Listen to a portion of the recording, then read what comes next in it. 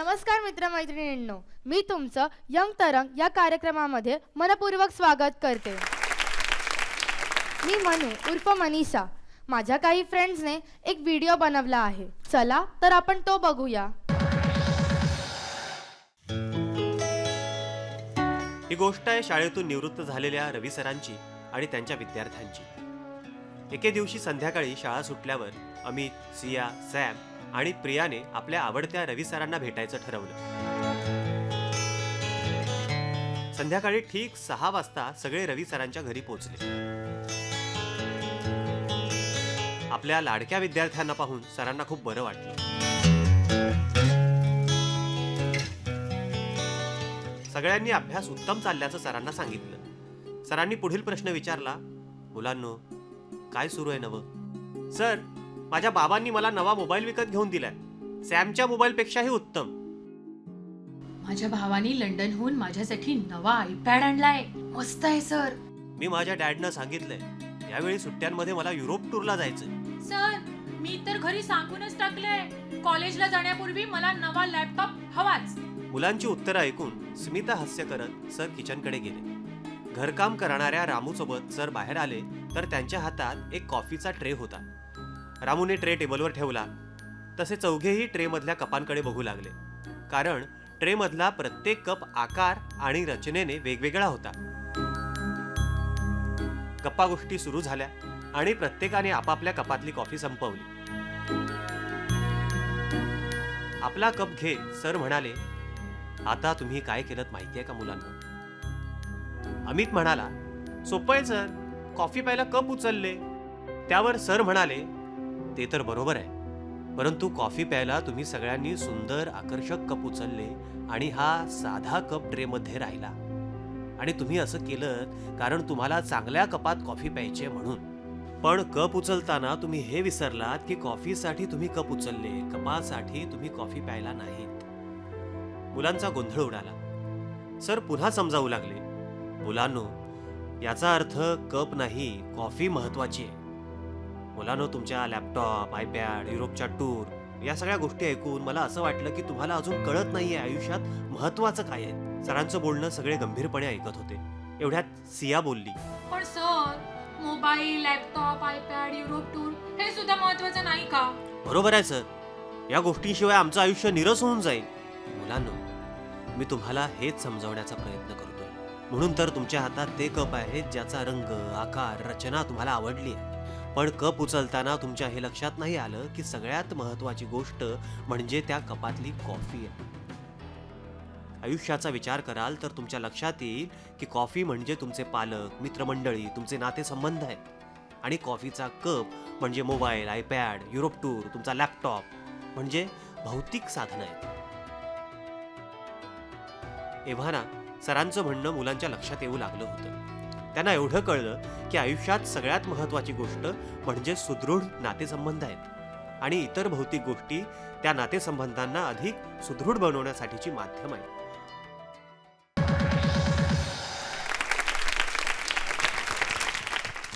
मित्रांनो, तुम्हाला हा व्हिडिओ पाहून काय वाटलं? वेट, आज आपल्याकडे जे पाहुणे आले आहेत आपण त्यांना विचारूया। मी वृषाली आठले, प्रॅक्टिसिंग सायकोलॉजिस्ट आणि करिअर काउन्सिलर। तुमच्यासारख्या तुमच्या वयातल्या मुलांच्या बरोबर मी नियमित काम करते, आणि हा व्हिडिओ बघून मला लक्षात आलं की आजचा विषय आपला खूप सुंदर रंगणार आहे की आपण काय निवडायला हवं। येत आहे लक्षात तुम्हा मुलांच्या की आपण कॉफीचा मग बघून कप उचलला का, तो मग उचलला का, की आपण कॉफी कशी आहे हे बघून उचललं? तर महत्त्व कॉफीला द्यायला हवं, महत्त्व आयुष्यामध्ये कंटेंटला द्यायला हवं। नमस्कार, माझं नाव शीतल कुमावत, मी महात्मा गांधी विद्या मंदिर या शाळेत शिक्षिका आहे। या ठिकाणी आता आपल्याला एक सुंदर व्हिडिओ पाहायला मिळाला। जसं वृषालीताई म्हणाले की कॉफीला महत्त्व द्यायचं का कपाला महत्त्व द्यायचं, मी सुद्धा हेच म्हणेन की जे क्षेत्र तुम्ही निवडणार आहात ते नेमकं कोणतं क्षेत्र तुम्हाला निवडायचं आणि आपण कशाला ह्याच्यात महत्त्व द्यायचे हे आपण प्रत्येकाने हे जाणलं पाहिजे। तुम्हाला काही प्रश्न आहेत का? जगात राहणाऱ्या प्रत्येक मनुष्याला आवड निवड असते, पण ती आपल्यासाठी योग्य की अयोग्य ह्याची पारख आपण कशी करू शकतो? बेटा, आपल्याला आवड निवड असते हे अगदी बरोबर आहे, पण एखादी आवड आपली योग्य का अयोग्य हे निवडताना कुठली आवड आहे याच्यावरती ते अवलंबून आहे। आलं लक्षात? तर तुला स्पेसिफिक कुठल्या आवडीविषयी बोलायचं आहे का? सिंगिंग. पण म्हणजे तुला म्युझिक आणि त्याच्यासमोर दुसरं कुठलं ऑप्शन आहे का तुझ्या मनामध्ये, की तुला म्युझिकमध्ये आवड आहे, तुला सिंगिंगमध्ये करिअर करायचं आहे आणि दुसरं काही क्षेत्र तुझ्या डोळ्यासमोर आहे का? मला IAS ऑफिसर. IAS ऑफिसर हे अतिशय मोठं स्वप्न आहे. त्याच्यासाठी तयारी करण्याचं सिस्टमॅटिक गायडन्स आमच्यासारखे काउन्सिलर्स करत असतात. IAS ऑफिसर होताना आपल्याला तुझा छंद म्हणून तू सिंगिंग नक्कीच जोपासू शकतेस. एखादं करिअर आपण जेव्हा निवडतो, करिअरसाठी एखादा पर्याय आपण जेव्हा निवडतो, तेव्हा त्याच्याबरोबर त्याच्या अनुषंगाने त्याला सुटेबल असं कुठलंही छंद वर्ग तुम्ही जोपासू शकता, तुमच्या स्किल्स एबिलिटीज डेव्हलप करू शकता किंवा स्वतंत्रपणे सिंगिंग हा छंद म्हणून तू नक्कीच जोपासू शकतेस. सध्याचं युग हे आधुनिक युग आहे, म्हणजे स्पर्धेचं युग आहे. तर आमच्यासारख्या मुलांनी अभ्यासाला जास्त महत्त्व द्यायचं की खेळाला? दोन्हीलाही सारखंच महत्त्व द्यायला पाहिजे असं मी म्हणेन. त्याच्याशिवाय ह्युमन डेव्हलपमेंट शक्य होत नाही. कारण अभ्यास तर करायलाच पाहिजे, ती तुमची सगळ्यात महत्त्वाची जबाबदारी आहे. पण अभ्यासाचा ताण हलका होण्यासाठी किंवा शारीरिक फिटनेससाठी तुम्ही खेळण्यालाही महत्त्व द्यायला पाहिजे. सर्वांगीण विकास तेव्हाच होऊ शकतो. पण दोन्हीचा बॅलन्स करणं महत्त्वाचं आहे. तू असं विचारतोस का, जेवणामध्ये एखादं संपूर्ण ताट समोर आल्यानंतर मग आता मी पोळी खाऊ की भात खाऊ असं विचारून थांबतोस का? दोन्हीची चव बघतोस, दोन्हीमध्ये कसं बॅलन्स करायचं तुला कळतं की नाही? तसंच आपल्या आयुष्यामध्ये डेव्हलपमेंटसाठी दोन्ही गोष्टी करायच्या. योग्य गोष्टीला योग्य वेळी योग्य महत्त्व देणं आणि पुरेसा वेळ देणं याच्याकडे लक्ष ठेवायचं. मला सांगायचं वाटतं, मगाशी या मुलींनी छान प्रश्न केला की तिला संगीताचा आवड आहे, संगीताची. ज्यावेळेला माझ्यासोबत आम्ही विद्यार्थी बघतो, त्यावेळेला बरेच असे विद्यार्थी असतात की त्यांना वेगवेगळ्या छंद त्यांना आवडीचे असतात त्यांच्या. कोणाचं संगीत, कोणाचं नृत्य, कोणी चित्रकला आवडते. पण काय होतं, ज्यावेळेला आम्ही बघतो ते मुलं 1-2 वर्ष करतात, 1-2 वर्ष त्याचा सरावसुद्धा करतात, पण नंतर ते सोडून देतात. तर हे चुकीचं आहे की तुम्हाला तो छंद आहे ना, संगीताचा छंद आहे, तर तो त्याचा पाठपुरावा झाला पाहिजे, त्याचा सराव झाला पाहिजे. कारण पुढील आयुष्यातसुद्धा ज्या वेळेला तुम्हाला रिकामा वेळ असतो, त्यावेळेला तुम्हाला नक्कीच तुमचा हा छंद उपयोगी पडतो. आजकालच्या परिवारांमध्ये आईवडिलांना असं वाटतं की आपण हॉबीजला वेगळं ठेवावं आणि आपलं करिअर वेगळं. तर हे चांगलं आहे की वाईट? मला असं वाटतं वेगळं ठेवावं असं जेव्हा आई वडील म्हणतात तेव्हा त्यांच्या मनामध्ये एक भीती असते की तुम्ही एखादं तुमची हॉबी याच्या नादाला लागून अभ्यास कराल की नाही अशी त्यांना भीती वाटत असते. पण वेगळं ठेवण्याची आवश्यकता आहे असं मला नाही वाटत. दोन्हीही पॅरलली चालू ठेवणं सगळ्यात जास्त योग्य. कारण कुठलीही हॉबी सांभाळता मानवी ब्रेनची आपल्याकडे ज्या ज्या एबिलिटीज निसर्गाने आपल्याला दिलेल्या आहेत, त्याला आपण कॉग्नेटिव्ह एबिलिटीज म्हणतो, त्या अतिशय उत्तम डेव्हलप होतात इवन छंदाची जोपासना करून. एखादा मुलगा आहे, त्याला संगीताची आवड आहे, पण त्याची घरची परिस्थिती बिकट आहे आणि जर त्याने डॉक्टरी केली तर त्याला पैसे जास्त मिळतील. मग त्याने संगीताची आवड जोपासावी, त्या क्षेत्रात काम करावं की डॉक्टरी करावी? डॉक्टरी केल्यानंतर पैसे चांगले मिळणार आहेत हां, असं जेव्हा वाटतं तेव्हा डॉक्टर होण्यासाठी पण पैसे खूप द्यावे लागतात. आज आईवडिलांची आर्थिक परिस्थिती ती आहे की नाही याचं आम्हाला काउन्सिलर म्हणून याचंही भान ठेवावं लागतं. त्याच्यामुळे संगीतामध्ये पैसा नाही आहे आणि डॉक्टर झाल्यानंतरच खूप आहे असं काही नाही आहे. एखादा नवीन डॉक्टर तुम्हाला असाही दिसतो शहरामध्ये की तो डॉक्टर आहे पण त्याला स्वतःची प्रॅक्टिस एस्टॅब्लिश करता येत नाही आहे मनासारखी. आलं लक्षात? त्याच्यामुळे त्याची कमाई तितकी चांगली नाही आहे असंही होऊ शकतं. आणि संगीतकार तर तुम्हाला मोठे मोठे माहीतच आहेत की ज्यांनी खूप यश मिळवलं, त्या यशापाठोपाठ त्यांच्याकडे पैसा आला. त्याच्यामुळे कुठल्या क्षेत्रात करिअर केल्यानंतर पैसा जास्ती मिळेल असा विचार न करता आपल्याला ते क्षेत्र तिथे काम करायला मजा येते ना, मला आनंद मिळतो आहे ना, याच्यावरती फोकस करावा, ते जास्ती बरं. मग तुम्ही उत्तम पारंगत झालात, डॉक्टर असो किंवा संगीतकार असो, पैसा हा आपोआप त्याच्या मागे येतो. छंद तुम्ही म्हणता छंद हा एक माध्यम, आपल्या आवडीचं माध्यम आहे की विद्यार्थी काय करतात की त्यांना एखादा छंद आहे. आता हाच म्हणाले की संगीत निवडायचं का आम्ही डॉक्टरी करायची. तर मला असं वाटतं आईवडिलांच्या दृष्टीने त्यांचं मत बरोबर आहे आणि तुझ्या दृष्टीने तुझं मत बरोबर आहे. जर दोन्ही गोष्टी एकाच वेळेला जर केल्या तर त्यासुद्धा उत्तम प्रकारे होऊ शकतात. कारण एक तर आईवडिलांचं स्वप्न पूर्ण होऊ शकतं, तुमची तेवढी कपॅसिटी असेल डॉक्टर होण्याची, तुम्ही डॉक्टर होऊ शकता, आणि एकीकडे तुमचा जो संगीताचा छंद आहे तो सुद्धा तुम्ही जोपासू शकतात. आणि इतरांना ज्ञान ज्या वेळेला आपण देतो, आपल्याकडे असलेलं जे इतरांना देतो त्यात एक खरा आनंदसुद्धा आपल्याला मिळतो. माझा मुलगा आहे, त्याला अभ्यासाच्या ऐवजी खेळामध्ये जास्त इंटरेस्ट आहे मॅडम. म्हणजे काय करावं ते कळत नाही आम्हाला, की खेळाला महत्त्व द्यायचं की अभ्यासाला. मला वाटतं खेळाला महत्त्व द्यायचं का नाही असा प्रश्न पडू देऊ नका स्वतःला. त्याला खेळ खेळू द्या. खेळामध्ये करिअर अजूनही आपल्याकडे तितकं डेव्हलप झालेलं नाही आहे की एखादं उत्तम मार्गदर्शन त्याला मिळू शकेल. पण अभ्यास करत नसण्याची माझ्या मते कारणं जी आहेत ती शोधून काढा. फक्त खेळात इंटरेस्ट आहे म्हणून अभ्यास करत नाही मूल असं नसतं. कधी कधी त्याला अभ्यास करायला तो सक्षम नसतो, त्याला समजत नसतं आपल्याला जे शिक्षक शिकवतात. तर आजकाल खूप चांगल्या सुविधा आहेत. वेगवेगळ्या टेस्ट करून, त्याला सायकोमेट्रिक टेस्ट आपण म्हणतो, त्या करून त्या मुलाच्या सगळ्या क्षमता, म्हणजे त्याचं इंटेलिजन्स आपण बघू शकतो, त्याचं ॲप्टिट्यूड कुठे आहे बघू शकतो. त्यानुसार मग आम्ही पालकांना मार्गदर्शन करतो. मॅम, आत्ता तुम्ही ॲप्टिट्यूड टेस्टिंगचा उल्लेख केलात, तर एक्झॅक्ट राईट वय असं कोणतं की जेव्हा ॲप्टिट्यूड टेस्टिंग करावं, योग्य वय कोणतं त्यासाठी? सायंटिफिकली तुम्ही 14 वर्ष पूर्ण झाल्यानंतर ॲप्टिट्यूड टेस्ट करावा असा नियम आहे. सायकोलॉजिकल टेस्ट असं आपण त्याला म्हणतो किंवा सायकोमेट्रिक टेस्ट म्हणतो. त्याच्यामध्ये निदान 14 वर्ष वय पूर्ण व्हावं, म्हणजे ज्युनियर KG पासून 14 वर्षापर्यंत योग्य तितकी डेव्हलपमेंट झालेली असते. त्याच्यामुळे त्याच्यानंतर गोंधळ न राहता चांगल्या पद्धतीने आपल्याला रिपोर्ट्स मिळतात. माझी मुलगी आता 12वीला आहे, पण ज्या वेळेला तिने 10वीची परीक्षा दिली, परीक्षा दिल्यानंतर ज्या दिवशी रिझल्ट लागला तेव्हासुद्धा ती आणि आम्ही पालक, आम्हीसुद्धा एकदम आम्हाला कळत नव्हतं की हिनी कोणते योग्य निवड करावी, कोणत्या क्षेत्रात जावं. मग त्यावेळेला मुलुंडला आमच्याकडे तक्षशिला अकॅडमी म्हणून आहे, त्या बाबतीत आम्ही ऐकलेलं होतं की मुलांच्या टेस्ट वगैरे केल्या जातात. मग आम्ही विचार केला की रिझल्ट लागला आणि त्या दिवशी आम्ही दोघी तिकडे गेलो आणि त्या ठिकाणी तिला वेगवेगळ्या प्रकारच्या टेस्ट त्यांनी देऊ केल्या. तिने टेस्ट दिल्या आणि त्यानंतर त्यांनी आम्हाला तिकडे रिझल्ट तिकडेच सांगितला की तुमच्या मुलीला 2 ऑप्शन आहेत, एक इंजिनिअरिंग नाहीतर मग BMS. आणि तिने सायन्स साईड घेतलेली होती 12वीला, 11वी-12वी तिने सायन्स बंद केलं.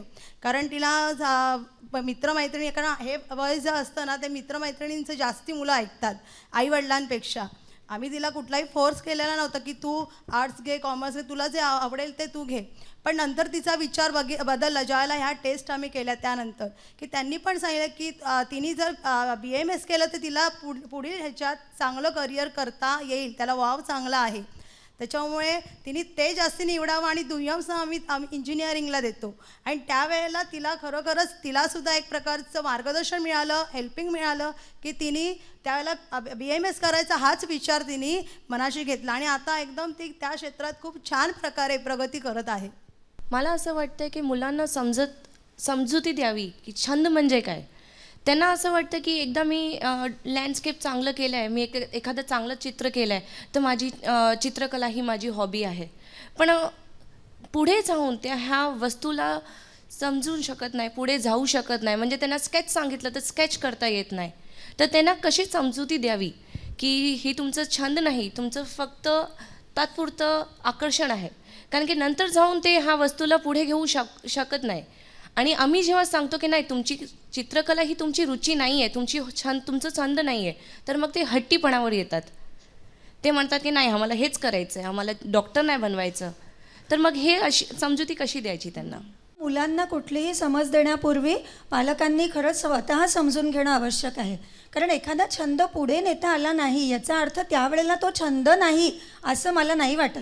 त्यांच्या तेवढ्यापुरता तो जो इंटरेस्ट असतो तो सुद्धा महत्त्वाचा असतो. कारण त्याच्यामध्ये कुठलं ना कुठलं त्यांचं व्यक्तिमत्वामध्ये कॅथार्सिस होणं, काहीतरी मॅनिफेस्ट होत असतं, कुठल्या तरी भावना त्यावेळेला मॅनिफेस्ट होत असतात. त्याच्यामुळे पुढे तो एखादी गोष्ट करू शकेल की नाही याचा विचार खूप लहानपणी करू नका. कारण त्यांनी काय होणार, सगळं करण्यामुळे जी डेव्हलपमेंट होणार असते ती आपोआपच रोखली जाते. तर तसं नको व्हायला. जसं तर आपण ॲप्टिट्यूड टेस्ट करतो, मुलांना असं वाटतं की त्यांना डॉक्टर व्हायचं आहे. पण जेव्हा आपण ॲप्टिट्यूड टेस्ट करतो तेव्हा असं रिझल्ट येतो की नाही ते BMS मध्ये चांगलं करतील. तसंच जी शिक्षिका असते किंवा पालक असतात त्यांना त्यांचं मुलांचा स्वभाव, त्यांची रुची, म्हणजे ते कसं उत्तर देऊ शकता, कोणत्या विषयी ते चांगला अभ्यास करू शकता, त्याची निवड आपण करतो आणि आपल्या मुलांसाठी आपण चांगलं योग्य निवड करतो. तरी पण जेव्हा आपण हे मुलांना समोरासमोर सांगायचं असतं, बाळ तुला करायचं आहे चित्रकला कर, पण त्याआधी तू हे पण बघ, ते विकल्प कसं ठेवायचे त्यांच्यासमोर. त्यांना दोन्हीमधला फरक समजावून सांगणं गरजेचं आहे आणि त्याही आधी मला असं वाटतं की त्यांना तो आधार देणं, त्यांना मी तुमच्या सपोर्टिव्ह सिस्टीममधला एक भाग आहे हे पोचतं करणं महत्त्वाचं आहे. म्हणजे एखादी शिक्षिका जर माझी असेल, टीचर असेल, तर मला तो कॉन्फिडन्स असायला पाहिजे की मला ही टीचर मिसगाईड करणार नाही. म्हणून त्यांना हे सगळं सांगायचं की बेटा आत्ता मी तुला नाही म्हणते, हेही मी तात्पुरतं नाही म्हणते, आत्ता तुला याच्यावर नाही अमुक दुसऱ्या गोष्टीवर फोकस करणं गरजेचं आहे. पण एकदा का तू मोठा झालास की आपण तुझं ॲप्टिट्यूड टेस्ट करून घेऊ आणि जर तुला तुझ्या एक्सपर्ट्सनी, जर तुला काउन्सिलरनी सांगितलं की तू डॉक्टर नको होस, तुला अमुक एखादं जो तुझा छंद आहे तोच तू करिअर म्हणून कर, तर त्यावेळेला त्याला सायंटिफिक बेस असतो. पण निदान त्या मुलाला हे तरी कळू द्या की हे सगळं मला शिक्षक आणि माझे आई वडील अलाव करतील. त्यांच्या मनातली भीती काढून टाका की आता माझ्यावर काहीतरी लादलं तर जाणार नाही ना, ही भीती मुलांना वाटते म्हणून ते ऐकत नाहीत. पण त्यांना जर कळलं की या सगळ्या दोन गोष्टींमध्ये निवड करण्याचं अल्टिमेट स्वातंत्र्य माझं आहे, हे जर त्यांना कळलं तर ते नक्कीच तुम्हाला सहकार्य देतील. माझी 2 वर्षाची मुलगी आहे. 6 महिन्यांनी आम्ही वेगवेगळे छंदांचे क्लास लावतो. म्हणजे आमचं ड्रॉइंग झालं आहे, 6 महिने ड्रॉइंग केलं, 6 महिने आम्ही नृत्य केलं, 6 महिने आम्ही स्केटिंग केलं. माझी मुलगी दर 6 महिन्यांनी मला म्हणते की आई मला आता हे नाही करायचं आहे, यात काही मला इंटरेस्ट नाही आहे, आता मला हे करायचं आहे. यावेळी पालक म्हणून मी कोणती भूमिका घ्यावी, मी ती जे सांगते तो क्लास मी नक्कीच लावते तिला. मग तो ड्रॉइंग असू दे, अबाकस असू दे, म्हणजे इतर कुठलेही क्लास ती सांगते की मला यात जायचं आहे, पण तिचा इंटरेस्ट हा 6 महिन्याच्या वरती राहत नाही. आता मी कन्फ्यूज आहे की छंद म्हणून तिचा नक्की छंद म्हणून तिने कोणता जपावा. मी तिला सगळ्याच क्षेत्रामध्ये पाठवते. तर माझा तुम्हाला असा प्रश्न आहे की पालक म्हणून मी कोणती भूमिका घ्यावी. पालकाची भूमिका कुठली असावी याचं दडपण घेणं तुम्ही आधी सोडून द्या. आपलं पाल्य, आपला मुलगा मुलगी जो काही छंद करतायत, ज्याच्यात भाग घेत आहेत तिथे त्यांना तो घेऊ द्या. तिथे प्रत्येक गोष्टीचं एक्सपोजर त्यांना मिळाल्याशिवाय त्यांना ठरवता येणारच नाही आहे. त्याच्यामुळे त्यांना जरी आपल्याला असं वाटलं मुलं आपली धडसोड करतात तरी धडसोड करू दे, त्यांनी कुठलंही नुकसान होत नाही. अल्टिमेटली एखादं वय असं येतं की 14 वर्षाचं, एखाद्याला 16व्या वर्षी, एखाद्याला 20व्या वर्षी कळेल की मी आत्तापर्यंत ह्या गोष्टी केलेल्या अनावश्यक होत्या, पण अमुक एखादी गोष्ट अशी आहे की इथे मी नक्कीच पुढे जाऊ शकतो आणि उत्तम करू शकतो. मग तो त्याचा छंद म्हणून आपोआपच तो जवळ करत जातो. सायकोलॉजी हा ऑप्शन निवडायचा होता तेव्हा मला असं झालं होतं की सोशल वर्क करावं की सायकोलॉजी निवडावं. अशा वेळेला म्हणजे हे असे प्रश्न बरेच वेळेला मुलांना पडतात, मग तेव्हा नेमकं काय करावं. मला असं वाटतं की इथे तुम्ही ॲप्टिट्यूड टेस्ट करून घेणं हे सगळ्यात चांगलं. पण तरीसुद्धा ॲप्टिट्यूड केल्यानंतर एखादा काउन्सिलर म्हणून मी असं म्हणेन की एखाद्या व्यक्तीला, म्हणजे जसं हिने आत्ता उदाहरण दिलं की सायकोलॉजी, मानसशास्त्राचाही अभ्यास करावासा वाटतो आहे आणि समाजकार्यही करावंसं वाटतं आहे, कुठेतरी ही दोन्ही क्षेत्र पाडलेली जाणारी आहेत, कामाचं स्वरूप साधारण सारखं आहे. अशा वेळेला थोडंसं खोलात जाऊन विचार करायचा की समाजकार्य करताना मला समाजामधल्या काही निगेटिव्ह गोष्टींचा अनुभव सतत घ्यावा लागेल. प्रत्यक्ष झोपडपट्ट्यांमध्ये जाऊन कामं करणं किंवा मतिमंद मुलांसाठी कामं करणं, मग त्यावेळेला इतका त्रास होतो त्या गोष्टीचा की समाजाची ही निगेटिव्ह साईड आहे, हे सगळं नकोसं वाटतं. आणि मग लक्षात येतं की हे काही सोपं नाही. म्हणजे समाजकार्य हे तळागाळात जाऊन समाजात मिसळून करावं लागतं. आणि सायकोलॉजिस्टकडे मात्र आपण एका क्लिनिकल सेटअपमध्ये आहोत आणि लोक तुमच्याकडे तुमचे प्रश्न घेऊन येतात, तेव्हा ही नकारात्मक गोष्टी समोर येतातच, पण दोन्हीच्या स्वरूपामध्ये फरक आहे. त्याच्यामुळे मला एक मानसिकता, लोकांची मानसिक डेव्हलपमेंट याच्यावरती फोकस, म्हणजे ॲज अन इंडिव्हिज्युअल व्यक्ती म्हणून फोकस करायला आवडेल की समाजामध्ये प्रत्यक्ष जाऊन एखाद्या ग्रुपवरती मला काम करायला आवडेल, अशा पद्धतीने विचार करून तो निर्णय घेणं सोपं जातं. यंग तरंगमध्ये एक छोटासा ब्रेक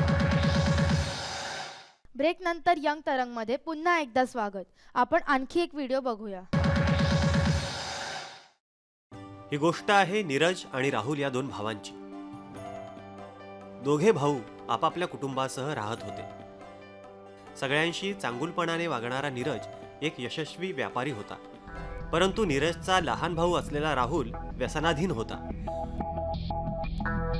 तो दिवसभर दारू प्यायचा आणि दररोज घरात भांडण करायचा. जवळचे नातलग खूप समजावत, पण राहुलवर त्याचा काहीच परिणाम होत नसे. शेजारी पाजारीही त्याच्या रोजच्या तमाशाने वैतागले होते. एके दिवशी इमारतीच्या सेक्रेटरींनी दोघा भावांना भेटायला बोलवले. दोघेही सेक्रेटरींच्या घरी वेळेवर पोचले. त्या दोघांना बसायला सांगून सेक्रेटरी त्यांना म्हणाले, तुम्ही दोघं एकाच घरातली मुलं आहात, परंतु तुमच्या दोघात जमीन आसमानाचं अंतर आहे. मी राहुलला आधी विचारतो, राहुल, तू रोज दारूच्या नशेत बायको मुलांना मारहाण करतोस, त्यांच्याबरोबर आम्हालाही त्रास देतोस. आपल्या मोठ्या भावासारखं शांततेत आनंदानं राहावंसं वाटत नाही का तुला? असं का करतोस तू? सेक्रेटरीचं बोलणं ऐकून राहुल बोलू लागला, अहो, हे सगळं माझ्या वडिलांकडून आलंय, त्यात माझा काय दोष? आमचे वडील हेच करायचे, रोज दारू प्यायचे, आम्हाला मारायचे, आईसोबत रोज भांडणं करायचे. जे मी पाहिलं तेच शिकलो, म्हणून मी पण माझ्या कुटुंबासोबत तसंच वागणार. राहुलचं उत्तर ऐकून सेक्रेटरीने नीरजला प्रश्न विचारला, नीरज, तूही त्याच कुटुंबातला मुलगा आहेस, पण तू प्रत्येक काम एकदम शांततेत करतोस, स्वतःच्या कुटुंबाला आनंदी ठेवतोस, तसंच इतरांशी सभ्यतेने वागतोस, कधीच कुणाशी भांडण वगैरे करत नाहीस. एकाच घरातल्या तुम्हा दोघा भावांमध्ये एवढा फरक कसा काय? हा? सेक्रेटरींच्या प्रश्नावर नीरज गंभीरपणे उत्तरला, मीही सगळं माझ्या वडिलांकडूनच शिकलोय सर. मीही लहानपणी माझ्या वडिलांना दारू पिऊन मारहाण करताना पाहिलंय, पण मी हेही पाहिलं की त्यांच्या पिण्यामुळे नेहमी घरात सगळे चिंतेत असायचे. आमच्या घरात कधीही सुखशांती नांदली नाही, म्हणून मी हा पण केला की मी आयुष्यात कोणतीही नशा करणार नाही आणि आपल्या कुटुंबाला नेहमीच आनंदात ठेवी. दोघांची उत्तरं ऐकून सेक्रेटरींच्या लक्षात आलं की दोघा भावांचे प्रेरणास्त्रोत त्यांचे वडीलच आहेत. पण एकीकडे राहुलने वडिलांच्या वाईट सवयी जवळ केल्या आणि स्वतःसोबत स्वतःच्या कुटुंबाचं जीवन उद्ध्वस्त केलं, तर दुसरीकडे नीरज हे शिकला की वडिलांच्या वाईट सवयी कधीही अंगीकारायच्या नाहीत आणि त्यांच्यासारखं नाही बनायचं. या गोष्टीतून आपल्याला हे शिकायला मिळतं की एकाच परिस्थितीत नकारात्मक विचार केल्यास आपण आपलं आणि आपल्या कुटुंबाचं जीवन उद्ध्वस्त करू शकतो, आणि त्याच परिस्थितीत सकारात्मक विचार केल्यास आपण स्वतःबरोबर स्वतःच्या कुटुंबाचं जीवन आनंदमय करू शकतो. निर्णय पूर्णतः स्वतःचा असतो. खुशाली मॅम, या स्टोरीचा अर्थ सांगा ना. अतिशय सुंदर व्हिडिओ बनवलेला आहे सगळ्या छोट्या मुलांनी.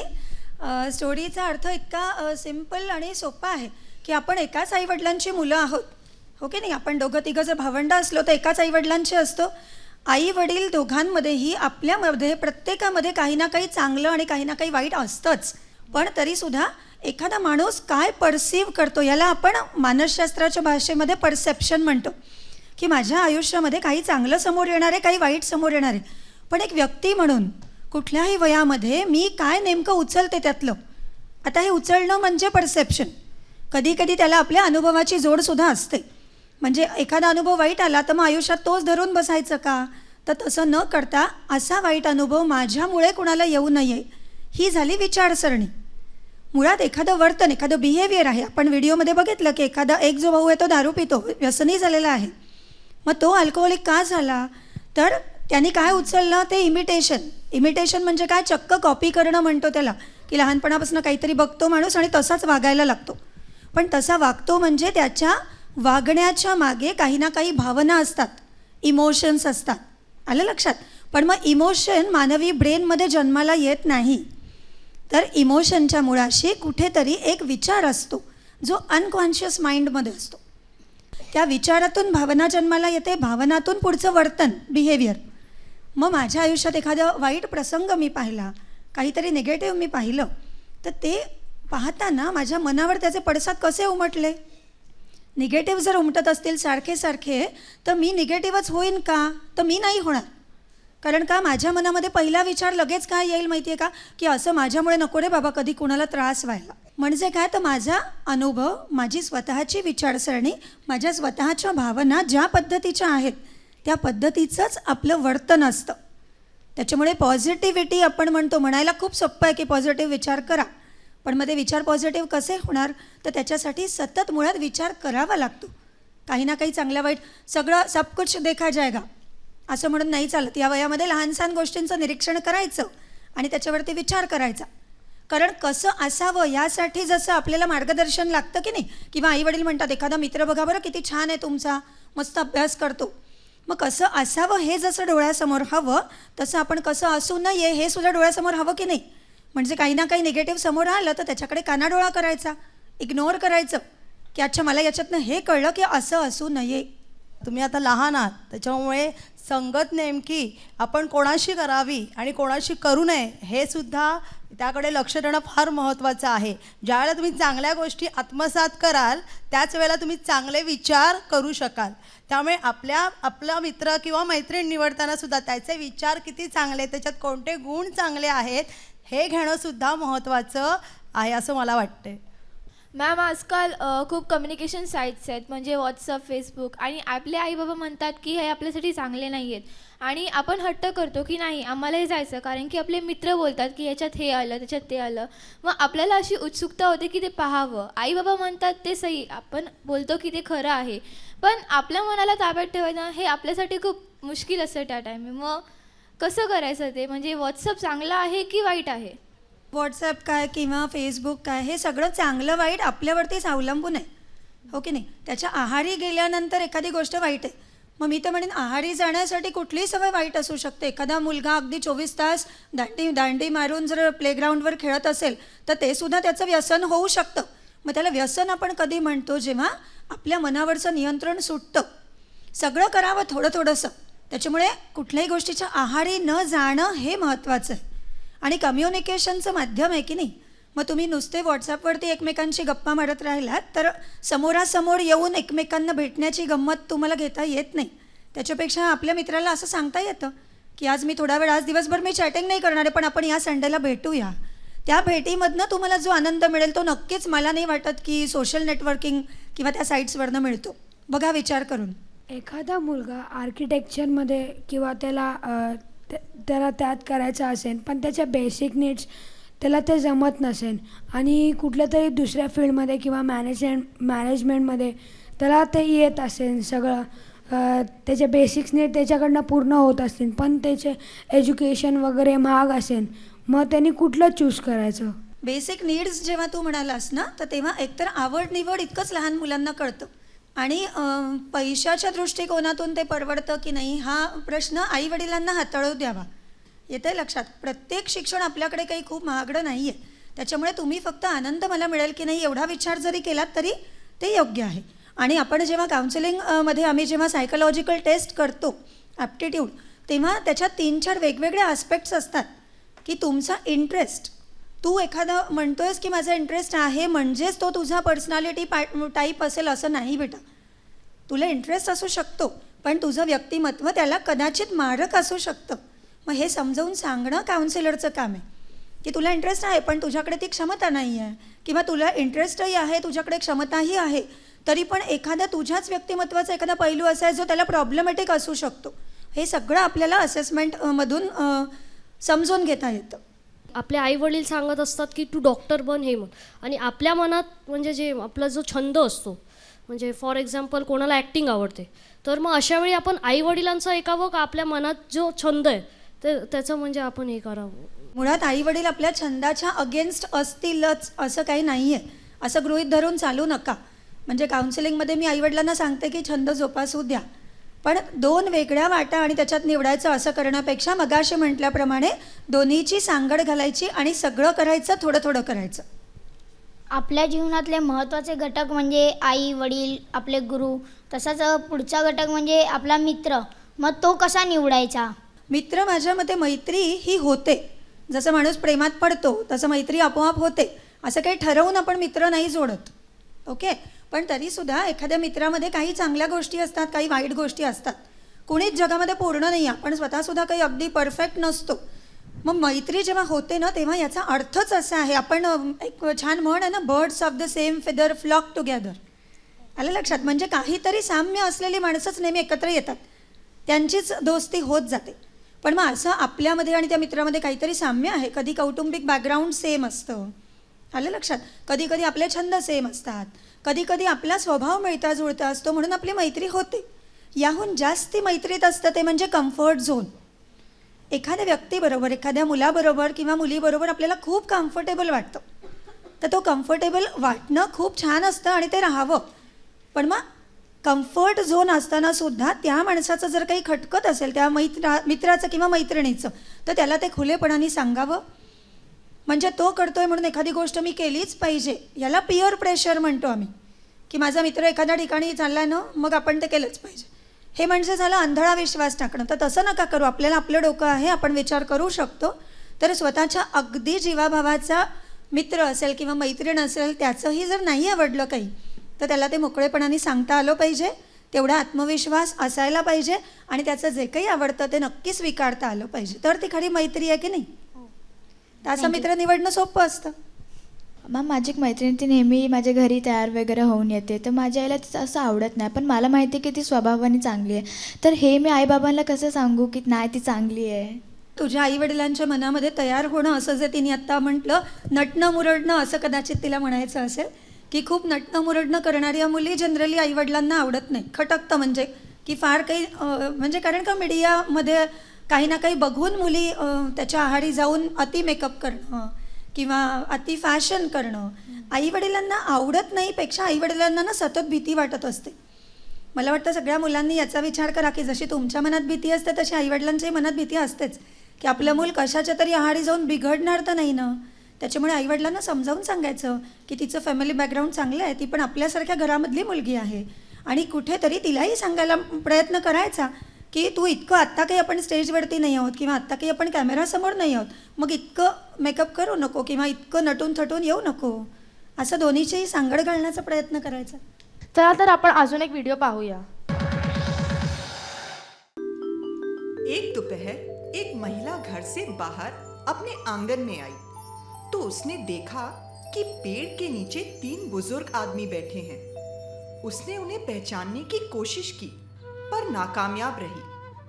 ये सोचकर कि तीनों बुजुर्ग भूखे प्यासे होंगे, महिला ने उनसे पूछा, मैंने वैसे तो आपको पहले कभी देखा नहीं है, पर इतनी तेज धूप है, आप लोगों को भूख प्यास लग रही होगी, आप लोग अंदर चलकर कुछ खा लीजिए. महिला की बात सुन पहले एक बुजुर्ग ने उससे पूछा, क्या तुम्हारे पति घर पर हैं? वो तो इस वक्त काम पर गए हैं. तो हम आपके घर नहीं आ सकते. शाम को जब महिला के पति काम से घर लौटे तो उसने पूरी बात अपने पति को बताई. सारी बात सुनने के बाद पति ने तीनों बुजुर्गों को शाम के खाने का निमंत्रण देने को कहा. पति के कहे अनुसार महिला एक बार फिर उस पेड़ के पास पहुंची और उसने उन बुजुर्गों को खाने का निमंत्रण दिया. महिला की बात सुन बीच में बैठे बुजुर्ग बोले, शुक्रिया बेटी, पर हम तीनों एक साथ किसी के भी घर नहीं जाते. पर ऐसा क्यों? देखो बेटी, ये जो मेरी बाईं ओर बैठे हैं इनका नाम दौलत है, और जो मेरी दाईं ओर बैठे हैं इनका नाम सफलता और मेरा नाम प्यार है. जैसा कि मैंने तुमसे कहा था कि हम तीनों एक साथ किसी के घर नहीं जाते, अब ये तुम पर निर्भर करता है कि हम तीनों में से तुम किसे अपने घर ले जाना चाहती हो. बुजुर्ग की बात सुन महिला सोच में पड़ गई. उसके लिए निर्णय कर पाना थोड़ा मुश्किल हो गया. उसने सोचा क्यों ना अपने पति की मदद ली जाए. वो भीतर गई और उसने अपने पति को सारी बात बताई. पत्नी की बात सुनने के बाद पति बोले, मुझे लगता है हमें दौलत को अपने घर ले आना चाहिए, क्योंकि उसके आते ही हम माला माल हो जाएंगे. नहीं नहीं, मुझे तो लगता है कि हमें सफलता को ले आना चाहिए, क्योंकि उसके आते ही हम जिंदगी में वो सब हासिल कर पाएंगे जिसकी हमें इच्छा है. तभी पास ही में बैठी इनकी 10 साल की बेटी बोल पड़ी, मम्मा मम्मा, पर मुझे लगता है कि हमें उस प्यार नाम वाले दादाजी को घर बुलाना चाहिए ताकि हमारा घर खुशियों से भर जाए. बेटी की बात पति पत्नी को जच गई और उन्होंने आंगन में जाकर प्यार नाम के बुजुर्ग से घर के अंदर आने का आग्रह किया. प्यार नाम वाले बुजुर्ग आगे बढ़े, पर ये क्या, उनके पीछे पीछे दौलत और सफलता नाम के बुजुर्ग भी घर की ओर चल पड़े. ये देख महिला को आश्चर्य हुआ और उसने बुजुर्ग से पूछा, पर आपने तो कहा था कि आप में से सिर्फ एक ही घर के अंदर आ सकता है, अब आप तीनों? बेटी, मैंने बिल्कुल सही कहा था. अगर तुमने दौलत या सफलता में से किसी एक को चुना होता तो बाकी 2 घर के बाहर ही रह जाते. पर क्योंकि तुमने प्यार को चुना है, सो जहाँ प्यार रहता है वहाँ दौलत और सफलता तो खुद ब खुद चली आती है।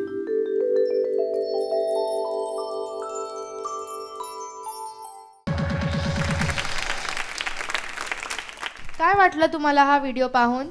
जीवनामध्ये आपण सर्व फक्त पैशाच्या पाठी जातो किंवा सक्सेसच्या पाठी जातो, पण सर्वांना हे वाटतं की सक्सेस आणि पैशामध्ये जीवन आहे, म्हणजे सर्वांना लाईफ एन्जॉय करायची असते, पण कोण प्रेमाच्या पाठी जात नाही, कारण त्यांना वाटतं की प्रेम काय आहे, प्रेम आजकाल काही नाही आहे. दुनियामध्ये सगळे बोलतात पैसा असेल तर माणूस कोणाच्याही घरी जातं, आणि युजली हे होतं पण. मोठे मोठे माणसं मोठ्या चांगल्या गाड्या घेऊन फिरतात, पण जे होणारे आम व्यक्ती आहे त्यांच्याकडे हे सर्व नसतं, पण त्यांच्याकडे प्रेम असतं, आपुलकी असते, आणि त्या आपुलकीने जी आपुलकी त्यांच्याकडे असते ती मोस्टली मोठ्या लोकांकडे नसते. त्यांच्याकडे सर्व असतं, ऐश्वर्याराम सर्व असतं, पण आपुलकी मात्र त्यांच्याकडे असतेही, काहींकडे असते, पण काहींकडे घमंड पण असतो. या प्रकारे असं पण दाखवू शकतो आपण. पैसा किंवा यश या दोन्हीचं एक वेगळंच गणित आहे की ते लहान वयात नाही कळत. प्रत्येकाला काय वाटतं की आपल्याला खूप मोठं व्हायचं आहे, आणि जेव्हा माणूस म्हणतो की मला खूप मोठं व्हायचं आहे, तेव्हा एक तर प्रसिद्धी डोक्यात असते, म्हणजे यश डोक्यात असतं, किंवा पैसा, बरोबर. पण प्रेमाचा विचार म्हणजेच काय? तर प्रेम म्हणजे शेवटी काय आहे? आपली जी माणसं आहेत, आपल्या घरामधली माणसं, म्हणजे आपले आई वडील आहेत, भावंड आहेत, आपलं मित्रमंडळ आहेत, या सगळ्यांकडून आपल्याला जे मिळतं किंवा आपल्याकडून सगळ्यांना जे अपेक्षित असतं ते प्रेम. पण मला तर असं वाटतं की प्रेम फक्त एवढाच मर्यादित अर्थ नाही सांगत. प्रेम तुम्ही असं काही म्हटलं आहे का की जे आपले नाही आहेत त्यांच्यावरती करू नये? मी तर असं म्हणेन की प्रेम तर कोणावरही करावं, आपल्या आयुष्यात येणाऱ्या प्रत्येक माणसावरती प्रेम करावं, आणि नकळत तेच तुम्हाला मोठं करतं. कारण इथे तुमचा आयुष्याकडे बघण्याचा ॲप्रोच महत्त्वाचा आहे. कसा दृष्टिकोन आहे तुझा, हे जास्ती महत्त्वाचं असतं. पैसा मिळवणं आयुष्यामध्ये सोपं आहे की कठीण आहे हे एका वयामध्ये आपल्याला हळूहळू कळतंच, पण त्याच्या आहारी जायला नको. पुन्हा एकदा तेच की इथेही योग्य निवड कशी करायची? तर आपण जर प्रेमाने प्रत्येक माणसाचं केलं, आपण जर नातेसंबंधांना योग्य ते महत्त्व दिलं, तर आपोआपच सगळी सपोर्ट सिस्टीम आपल्यापाशी तयार होते.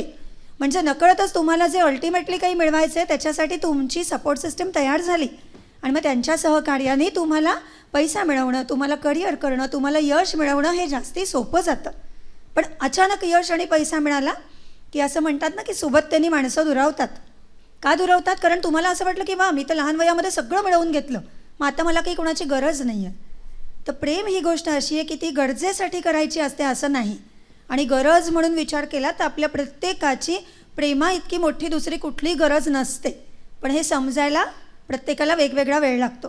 तर तो वेळ नाही लागणार हे आत्तापासून बघा, लहानपणापासून विचार करा की प्रेम मला मिळालं, मी जर प्रेम खूप केलं तर माझी सपोर्ट सिस्टीम खूप छान तयार होईल, आणि या सपोर्ट सिस्टीममुळेच मी पुढे आयुष्यात यशस्वी होईन. आपण पैशाने कोणतीही वस्तू विकत घेऊ शकतो, पण आपण पैशाने नाती किंवा आपली बांधिलकी विकत घेऊ शकत नाही. ती फक्त आपल्याला प्रेमानेच मिळू शकतात. अगदी बरोबर आहे. बांधिलकी म्हणजेच काय? तर जबाबदारी आपण स्वतःहून घेतो. ओझं हे लादलं जातं आणि जबाबदारी आपण स्वतःहून घेतो. या दोन्हीमधला फरक ओळखायला शिका, अगदी जगणं मस्त होऊन जाईल. तुम्ही नाती जपायला शिका, कारण आज नाती महत्त्वाची आहेत. कारण आज आपण बघतो की फार कमी झालेलं आहे लोकांचं एकमेकांकडे जाणं येणं, कारण प्रत्येकजण पैशाच्या मागे धावतो, यशाच्या मागे धावतोय. त्याच्यामुळे एकमेकांशी नातेसंबंधांशी बोलता सुद्धा त्यांना वेळ काढता येत नाहीत. ही सत्य परिस्थिती आहे. तर तुम्हीच उद्याचे भावी नागरिक होणार आहात, तर तुम्हीच काय आपले नातेसंबंधी सांभाळायचे आहेत, आणि आपला मित्रपरिवारसुद्धा त्याचबरोबरीने जपायचा आहे.